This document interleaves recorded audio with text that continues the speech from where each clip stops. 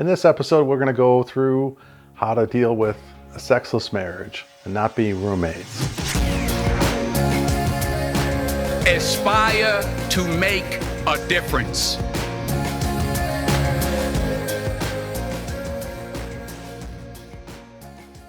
A lot of marriages these days have faced this obstacle. In fact, from my understanding, it's at least about 50% of marriages are situations where the couple is having severe problems, like they're in the process of maybe getting a divorce, things like that. There can also be situations like medical problems.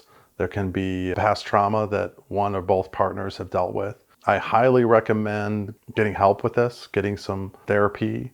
I would actually recommend getting not only couples therapists, but also individual therapists for both parties involved, because there's different things that each person is dealing with. If, let's just say the wife is not, in most cases, it's the wife not wanting to have sex with the husband, but there are the opposite too.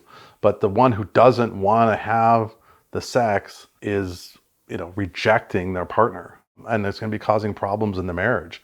In my experience, the healthy relationship, if you're not having sex at least, I would say once a month, ideally once a week, you probably have a problem going on. And a lot of times it's indicative of a problem elsewhere in the marriage.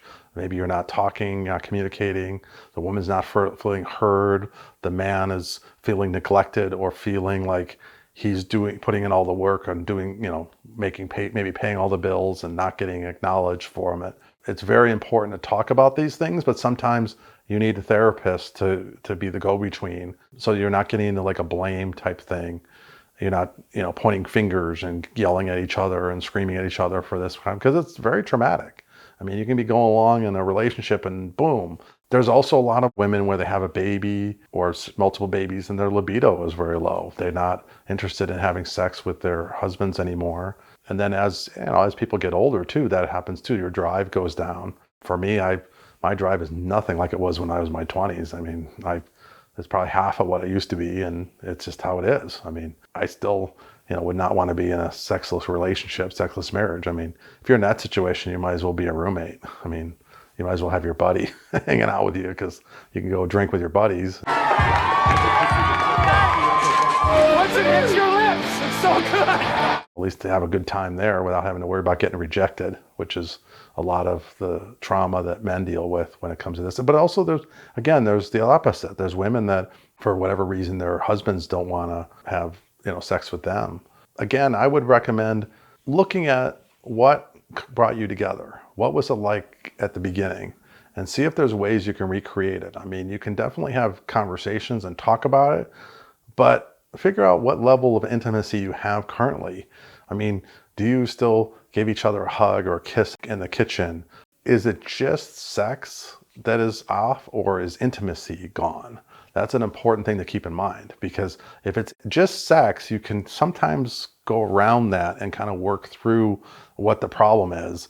And you can also sometimes restart it. And definitely communication is the key. You got to talk about what is bothering you. And a lot of times you may not even know, which is why therapy is helpful. Because sometimes you'll be like, I didn't even know that was a problem. I didn't know that was an issue. I have heard it said, one of the videos, somebody I follow, he talked about how sexless marriage can be a violation of monogamy. And I can see that to a certain degree. I don't think it's quite as extreme as someone who goes out and cheats and is, a definite violation. But, neither partner, when they get married and walk down the aisle, has agreed to be celibate. We're not priests here. We're not nuns. Nobody signs up to get married to somebody and wants to never have sex again. I guess there probably are rare cases where somebody does that, and that would be a business agreement, which is a totally different subject, that where you maybe never had sex, or you just had sex to have a couple babies, which is a completely different subject. I had also have run across some where the couple gets older and they just don't have sex drive, which also happens, and that can actually be okay. As long as if both parties are on board, there may not be a problem with that if they want to live as roommates. You can't really judge from the outside what another couple is and is not having, in their lives. It's just really what works for them. Another recommendation I have is that try to rekindle something, especially if you both want to try to get intimacy back or even one of you, talk about it. Talk about what you want and what you don't want, and try to see if you can rekindle what you had in the past. Go through how you felt about it. See if you can get to the point where you can hold hands again and kiss each other and just, hug each other and get that level of intimacy. Instead of putting all this pressure, hey, we got to get back, we got to get into the, nitty gritty, and forcing the other person to do that. And again, whether it's a medical thing or not, a medical thing is going to be a much bigger challenge, of course, because if it's a medical, the person may not be have sex, but that doesn't mean you can't be intimate. You can still have intimacy without having sex. And you can, as we talked about the appetizers, you could still do certain appetizers. If a woman has a hysterectomy or something and doesn't have, vaginal sex is not appealing to her, you can still give her pleasure. You can give her pleasure in many other ways, as we talked about in my last video. There's no reason you can't please your partner still, even if you have pain from intercourse itself. Again, you can you can each give each other orgasms even without that. And again, it's not always just about orgasm either. You can still be intimate and really show that you care about the other person and that you want to work at it. If there's a situation where one party is adamant, that's one reason why it's good to get therapy. Like, let's say you have a situation where it's a husband and wife, and we'll say at this time the husband doesn't want to have sex with the wife. I would highly recommend her getting a therapist on her own, getting her own therapist and start getting her own life together.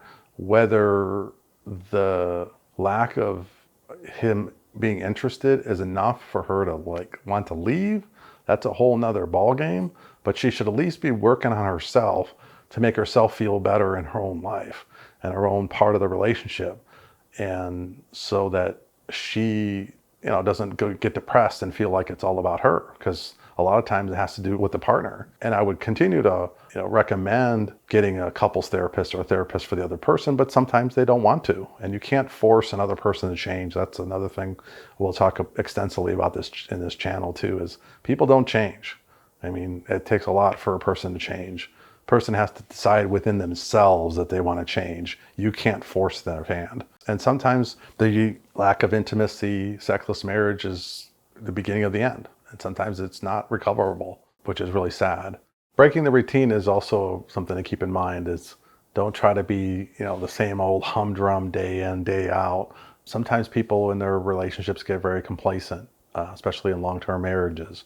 Try to think outside the box, do stuff that's romantic gestures. Also figure out, there's a whole thing about love languages and stuff. What is your partner's love language? What things you can do to rekindle things. Hopefully things haven't gone to the point where they're not fixable. I had a personal experience back when my now ex, when we were expecting our first child. We were about 4 months into the pregnancy, and we were just not getting along. We were probably on the verge of breaking up. We went to a therapist, and the recommendation was spend 2 weeks as roommates. Nothing more than roommates. Don't even cook for each other. Don't do anything. You can interact when you need to, act like just roommates, leave each other alone. And after about a week, that, everything was back to normal. I mean, we were getting along great. I mean, we started communication, and, it lasted for more than 10 years. So it really, changed things, and those kind of things can happen. I stress, be patient, particularly if there's trauma and things like that, medical trauma, those kind of things. You got to be patient on those. If it's a trauma, you can just hold your partner, put your arms around her or him and say, I understand, we are in this together, and reassure that your partner that, we are a team. This is us against the world. And that will go a long way, because people have been through terrible traumas, molestations, things like that, sexual assaults. I mean, it's very tough for women. I mean, I've got 2 daughters, and it's, I get always worried for them that they're going to have, God forbid something happens to them, but I know the trauma that they go through. It's terrible.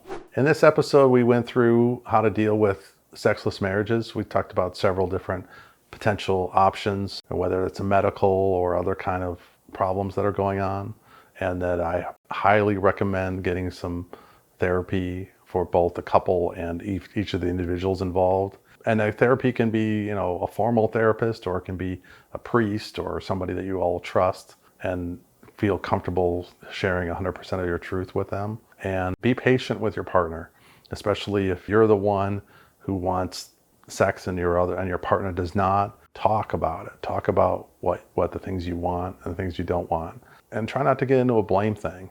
Try not to accuse the person of something. Because a lot of times when there's a sexless marriage, somebody will assume, oh, the other person must be sleeping with somebody else or cheating. In vast majority of cases, that is not the case. It's mostly the person has dug up some kind of trauma or gone through something medical, especially like with having children. That changes the dynamic a lot in a relationship.